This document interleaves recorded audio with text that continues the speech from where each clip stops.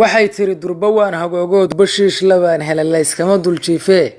dawlis buusitaayo lama seego dabinka fiidkana ma daale ee ilaa waagu dilaaco lixda waan ka dhaanshaa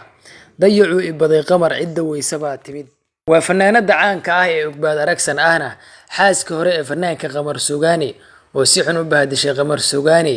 heestan ayay fanaanada Ugbaad Aragsan waxa ay sheegtay inay hadda dabka soo saaran tahay heestan oo hadda dabka soo saaran ayay waxay ku bidhaaminaysaa sida uu Qamar Suugaani saqiir uga ahaa ciyaarta sariirta inuu san qancin jirin oo ay dhib isku qabeen dhanka kalena waxa ay heesta ay hadda ku soo wado ku xaqiijinaysaa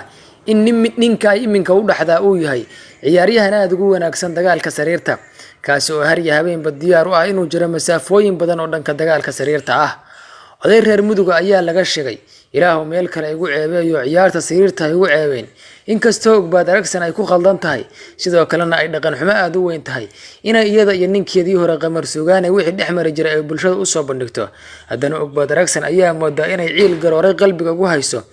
Qamar Suugaani ciilkaasi oo ah natiijada la'aantii Qamar Suugaani uu ku soo bandhigay ciyaarihii dhexmari jiray isaga iyo xaaskiisii hore Ugbaad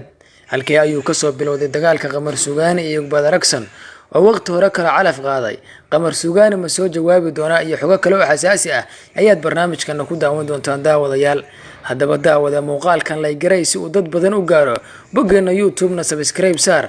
gambaleelkana furo si ay kugu soo dhacaan xogaha ugu dambeeyay ee xasaasiga ah ee markaasi bulshada hadal hayso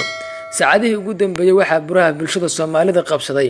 hees ay soo bandhigi doonto saacadaha soo adan ay soo wado fanaanada Ugbaad Aragsan heestaasi oo si xun loogu bahdiliyo fanaankii hore sidoo kalena ay ahaayeen qoys Soomaaliyeed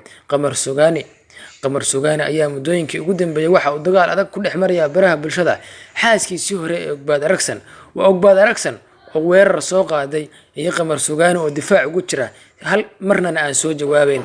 haddaba daawadayaal dad badan oo Soomaaliyeed ayaa ka dhacsan dagaalka iminka sida xun ugu dhexmaraya baraha bulshada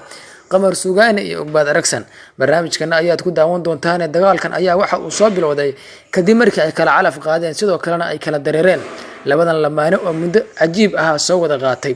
Qamar Suugaani ayaa waxa uu guursaday Nasiim Sooraan halka Ugbaad Aragsan ay guursatay nin dhalinyaro ah oo ka tirsan bahda fanka iyo suugaanta Soomaaliland Qamar Suugaani iyo Ugbaad Aragsan ayaa iminka waxa ay kala maqan yihiin muddo 2 sanadood ku dhow Ugbaad Aragsan ayaa iminka waxa ay uur u leedahay ninkeeda cusub halka Qamar Suugaani iyo Nasiib Sooraanna uu qoyskooda uusan ku soo biirin wax cunug ah oo waa qadarta alle balse Ugbaad Aragsan oo arintaasi ka faa'iideysanaysa ayaa waxa ay soo doobtay in Qamar Suugaani uu ah wax matare aan aqoon ciyaarta sariirta sidoo kalena aan meel dheer wax gaarsiin karin kadib markii ay heshay ninka kalena inuu waxyaalo badan u ka keenay sura ayuu ku karbaashtay iyadoo oo sheegtay Qamar Suugaani uu ahaa fanaan aad ma taqaanay aan ugu fiicnaa ciyaarta sariirta waxayna xaqiijisay inay ninkeeda iminka cusub ay u wada mataano ayna dhawaan u dhali doonto waxaana moodaa jawaabtaas ama dagaalkaasi ay soo qaaday Ugbaad Aragsan inay la dagaalamayso qadarta alle oo Ilaahay ayaa dhasha baxshay inay Qamar Suugaani ku eedeynayso wax alle dhankiisa ku xiran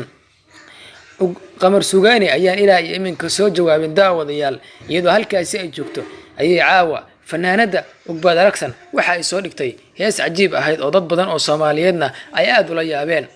dad badan oo commentiga bixinaya ayaa waxa ay sheegeen heestan marka ay soo baxdo waxaan la yaabi doonaa gabdhaha iska soo duubi doona waxa ay sameyn doonaan heestan ayaa waxay u dhignayd sida tan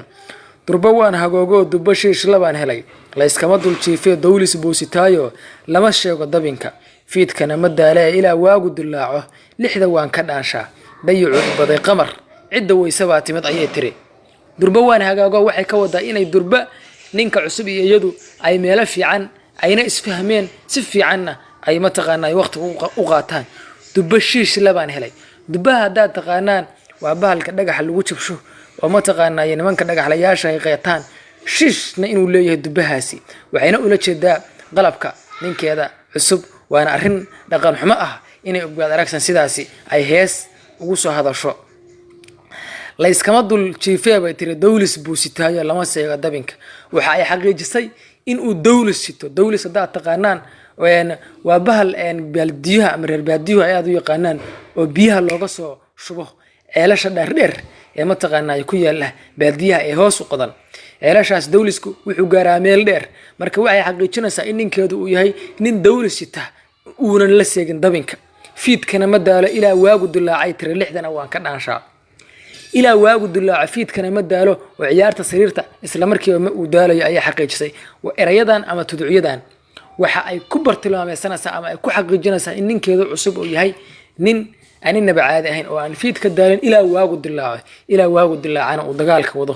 lixdana waan ka dhaanshaa lixduna waa 12 aroornimo haddaan rabo ninkaas waan ka dhaanshaa ayay tiri oo si fiican ayaan mataqaanaayay u wada baashaalna dayicu ibaday qamar bay tiri waa tan meesha ay ku karbaashtay dayicu ibaday qamar cidda weysa baa timid qamarna dayicu ibaday ee rafaadkii sariirta iyo qancin la'aanta sariirta ugu geystay cidda weysa baa timid inna lillahi wa inna ilayhi raaji'uun ayaynu oran karnaa waxaa si adag halkan loogu toogtay fanaanka qamar sugaani dadka Soomaaliyeed ama taageerayaasha Ugbaad Aragsan ayaa isla markiiba waxa ay baraha bulshada soo qaateen sawirada Ugbaad Aragsan oo dagaal nuclear ku riday ama hubka nuclear-ka ku soo riday qamar sugaani ayaa isagu wuxuu isaga jiraa difaac mana uusan soo jawaabin ilaa ay iminka haddaba dad badan ayaa isweydiinaya maxay tahay sababta ku kalaftay Ugbaad Aragsan in iyada iyo wixii dhexmaray ninkeedii hore ay baraha bulshada la wadaagto dad badan ayaa arintaas u qaadan la horay ma u dhacday in qoysas Soomaaliyeed oo kala tagay ay baraha bulshada isku fadeexayaan oo ay ka sheekayaan ciyaarihii sariiraha ku dhexmari jiray ninkaygu waa fiicnaa naagteedu waa xumayd ninkaygu waa xumaa naagteedu waa fiicnayd waxyaalahaas oo kale waxyaalo aaninaba caadi ahayn oo ay keenayso in Soomaalidu ay taraha ka sii dhacayso haddaba daawadayaal adiga sidee kula tahay in laba qoys oo mar hore kala calaf qaatay ay baraha bulshada ku jarjaraan wixii ku dhexmari jiray ciyaarta sariirta ama dagaalkii sariirta wixii ku dhexmari jiray inay xilligan ay bulshada Soomaaliyeed u soo bandhigaan sidee kula tahay qamar sugaani ayaa ila ku dhow waxay inoo xaqiijiyeen inuusan marnaba u jawaabi doonin fanaanada Ugbaad Aragsan uuna ka gaabsaday waxa ay qabaan dadku in qamar sugaani aysan u ekayn inuu halkan ka soo hadlo waayo si xun ayaa loo bahdilay hees ayaana lagu jarjaray oo Ugbaad Aragsan ayaa si xun u bahdishay ninkaasi dhalinyarada ah ee qamar sugaani oo horeyna u xaqiijiyay inuu yahay madhalays maadaama cod laga duubay oo baraha bulshada la soo gudbiyay codkaasi oo sir ahaa in uu shiri anigu maba dhalaba uu gabar ku yiri hadal haysna ay u noqoto oo dad badan ay marka ay kula doodayaan ama kula kaftamaan ay ku dhahayaan waa halkii qamare anigu maba aan dhalaba haddaba daawada si ay barnaamijkani uu dad badan u gaaro muuqaalkan la garay una sheer garay asxaabtaada ku mahadsanid